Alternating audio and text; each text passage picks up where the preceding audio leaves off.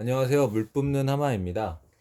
오늘 날짜 기준으로 이제 오늘까지 2021년도 2회차 소방설비기사 필기까지 시험을 봤잖아요. 그래서 이제 다음 시험은 2021년도 2회차 소방설비기사 실기 시험이 남아 있는데 저희가 지난 시간에 그 1회차 소방설비기사 전기 실기 분석을 했습니다. 그래서 이번 시간에는 2021년도 1회차 소방설비기사 기계 실기 분석을 해보도록 하겠습니다.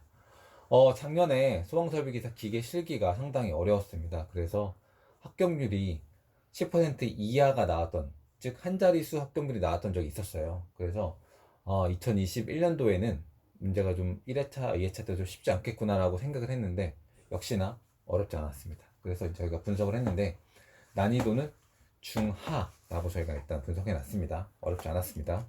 그래서 저희가 빠르게 이제 이번 1회차 때 기계 실기가 13문제 정도 출제가 됐는데 빠르게 13문제 분석해 보도록 하겠습니다. 1번.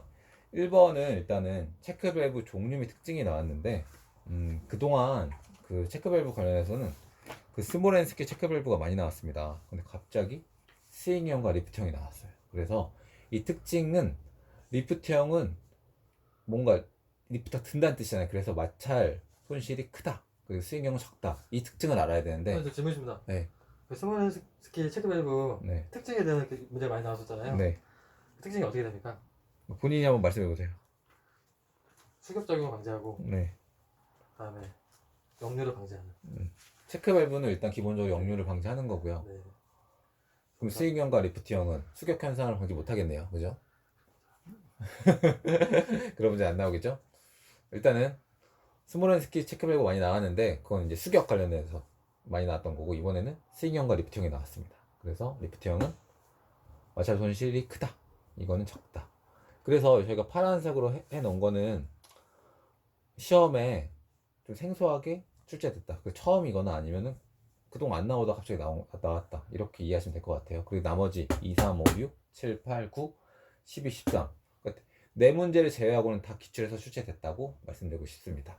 두 번째, 스프링클러 설비 관련 단골 문제. 그래서 헤드 개수, 정방향 확률 때 헤드 개수 구하는 문제랑 동력, 전형정 구하는 문제가 나왔는데요.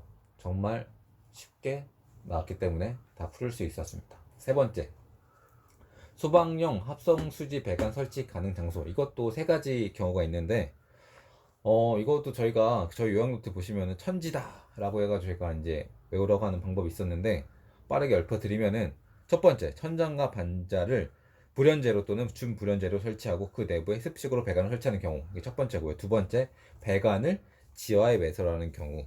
세 번째는 다른 부분과 내화 구조로 구획된 덕트 또는 비트의 내부에 설치하는 경우. 이렇게 해서 천지다 라고 해서 사실 이게 가로 뚫기로도 나오고 이렇게 이번에는 이렇게 다 쓰라고 나왔던 것 같아요. 그래서 이거는 저희가 중요하다고 항상 강조하던 내용이었기 때문에 어렵지 않게 풀 수 있었습니다. 네 번째가 이제 비속도 구하는 문제가 출제됐는데 사실 비속도 구하는 문제는 필기 유체역학 때 정말 많이 출제되는 문제입니다. 그래서 실기 때는 사실 상사의 고치기 많이 출제가 돼서 비속도 구하는 공식을 안 외우셨던 분들이 많았던 것 같아요. 근데 필기 유체역학 때 이걸 외웠다 하는 분들은 어렵지 않게 풀 수 있었습니다. 그래서 요즘 추세가 필기 때 출제된 문제를 간혹 실기로 갖고 와서 출제된 경우가 많습니다. 좀 변별력을 확보하기 위해서 그런 것 같은데, 그래서 제가 요즘에는 필기, 그러니까 소방전기 같은 경우에는 전기 일반, 그다음에 소방기계 같은 경우에는 유체역학을 좀 더 나오는 공식을 실기 때 나올 수 있으니까 좀 까먹지 말고 끝까지 좀 외워야 된다라고 이제 말씀드리고 있습니다. 그래서 요즘 추세는 필기 때 나오는 문제도 갖다 쓴다, 실기 때. 그리고 다섯 번째, 소방 수리와 관련된 문제였고 달시애브 공식을 썼으면은 어렵지 않게 풀 수 있었던 문제였습니다.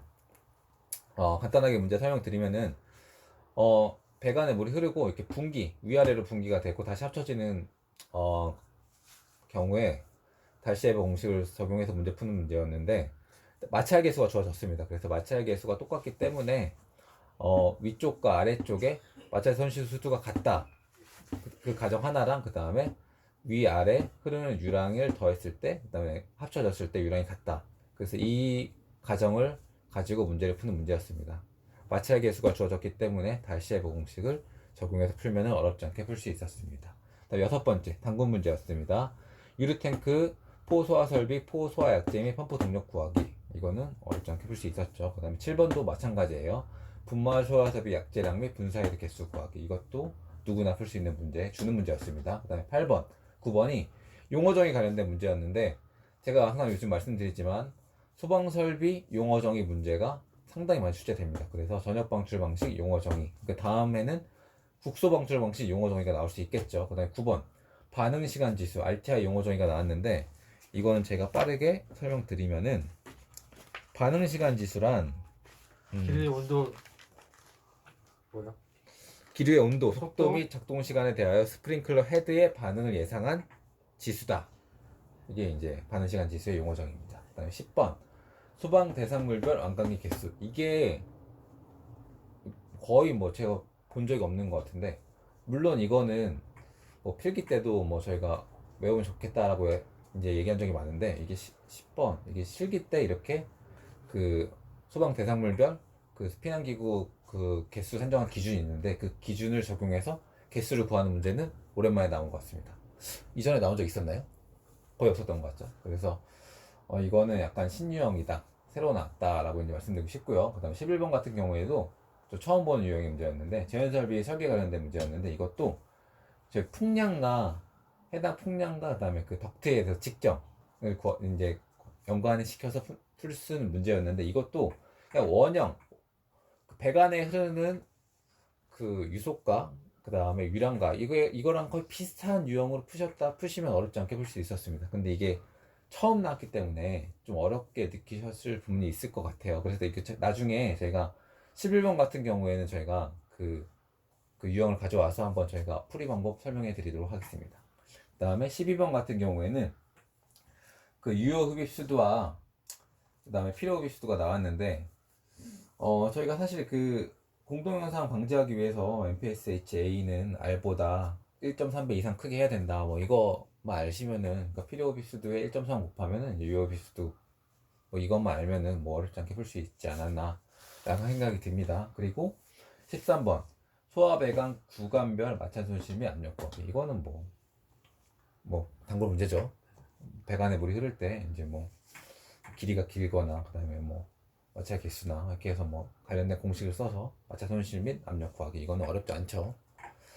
그래서 대부분 다 13문제 중에서 9문제가 기초에서 나왔기 때문에 13문제에 9문제면 한 6, 70% 되잖아요. 그죠? 그래서 대부분 다 어렵지 않게 풀 수 있었다고 저는 확신하고요. 그래서 난이도가 중하였다. 그래서 단어컨대 제가 2회차 때도 그렇게 어렵지 않을 거예요. 그래서 지금 이제 약 한 달 정도 남았는데, 지금 열심히 공부하셔가지고 기출문제 위주로 공부하시고, 저희가 이제 새로 나온 거 이거는 따로 정리를 해서 한번 뭐 커뮤니티나 저희 그 올려드릴게요. 그래서 한번 참고하셔서 보시고 2회차 실기를 좀 더 열심히, 얼마 안 남았으니까 하셔서 꼭 합격하셨으면 좋겠습니다.